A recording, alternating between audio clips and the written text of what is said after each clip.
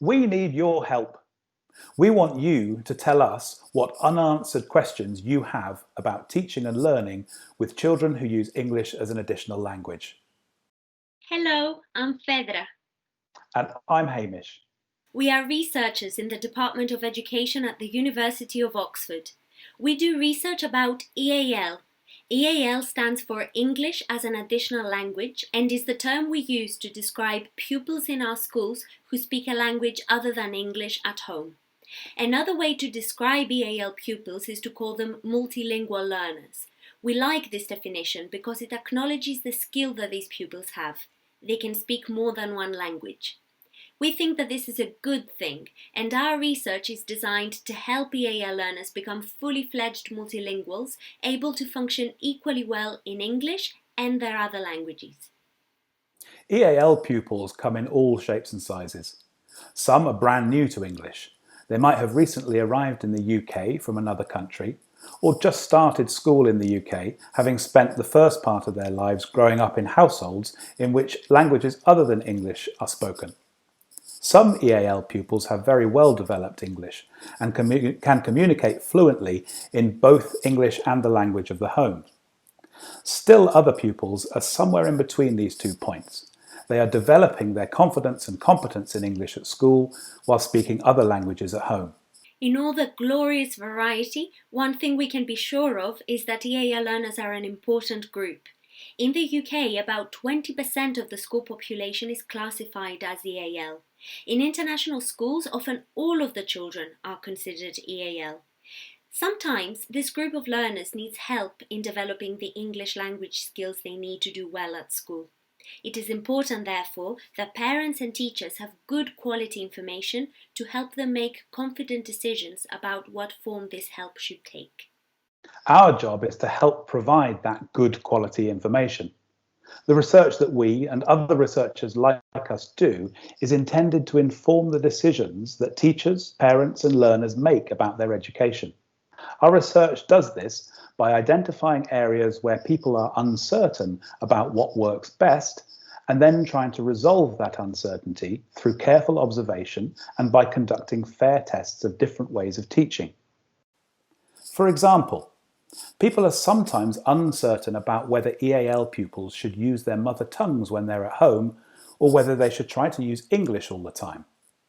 To help address that uncertainty, we can think of specific questions related to it. Then, we can try to answer those questions through research. We start by thinking of all the ways that pupils use their language at home. We know that lots of children read and discuss stories with their parents, and we know that this is an activity that can be done in either English or the mother tongue. So, we might ask ourselves, is reading and discussing storybooks at home in the mother tongue better than reading and discussing storybooks at home in English? This is an example of an unanswered question.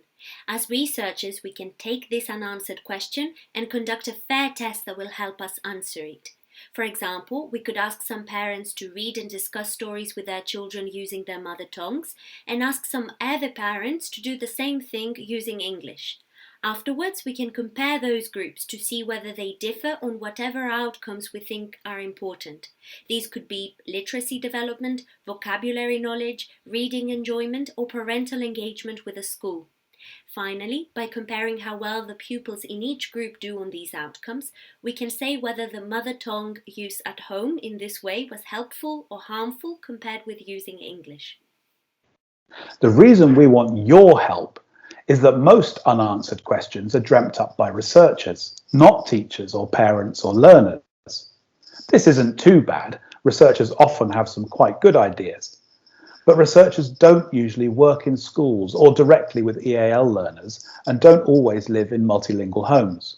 So, researchers don't always know what sorts of unanswered questions matter to people who do work and live in those contexts.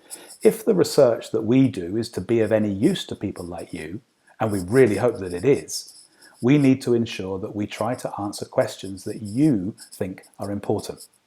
And that's why we're asking for your help. We've launched a survey to find out what unanswered questions teachers, parents, and EAL learners want researchers like us to find answers to. We'd like you to take part in that survey. The survey takes place in 3 parts. The first part is intended to collect as many unanswered questions about EAL as we can. When we have collected as many questions as we can, we will tidy them up a bit and put them in a second survey called a ranking survey. We will then invite you to rank the unanswered questions in order of importance. Finally, we will have a workshop where teachers, parents and EAL learners will get together to debate and ultimately decide on the top 10 unanswered questions.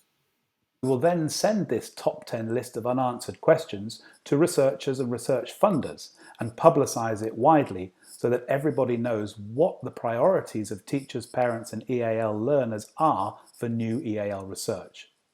This way, we can help ensure that new research in EAL is relevant and meaningful to the people to whom it is supposed to benefit.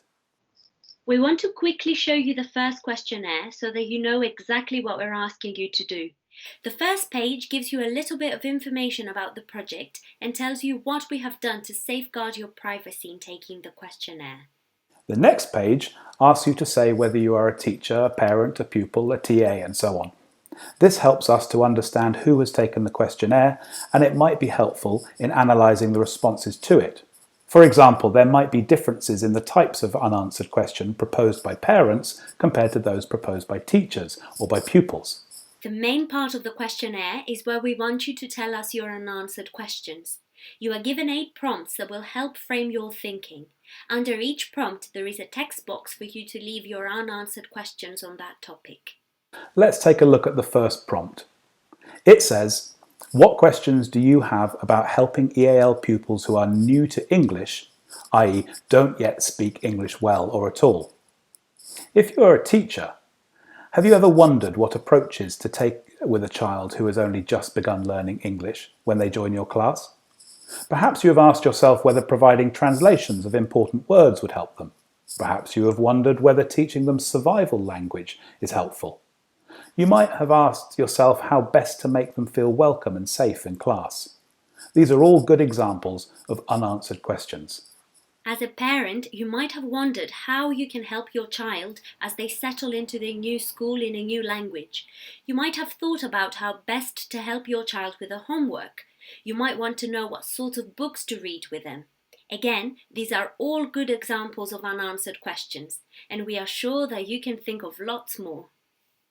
The questionnaire goes on to give 7 more prompts. You are asked to think about advanced EAL learners, EAL learners and their mother tongues, schools and families working together, EAL and special educational needs and disabilities, EAL learners in mainstream classrooms, EAL and pastoral care, and then the final box is for anything that's not covered by the above.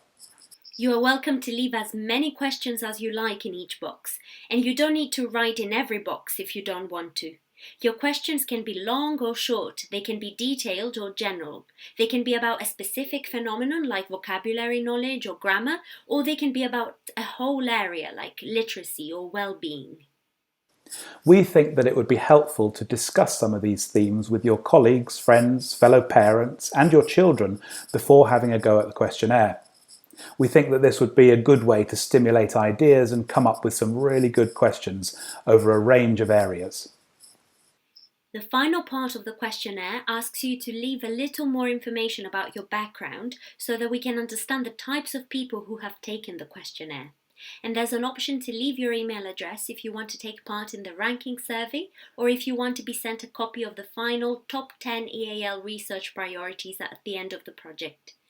You can take the questionnaire more than once, so if you think of more questions after doing it once, please do come back for another go.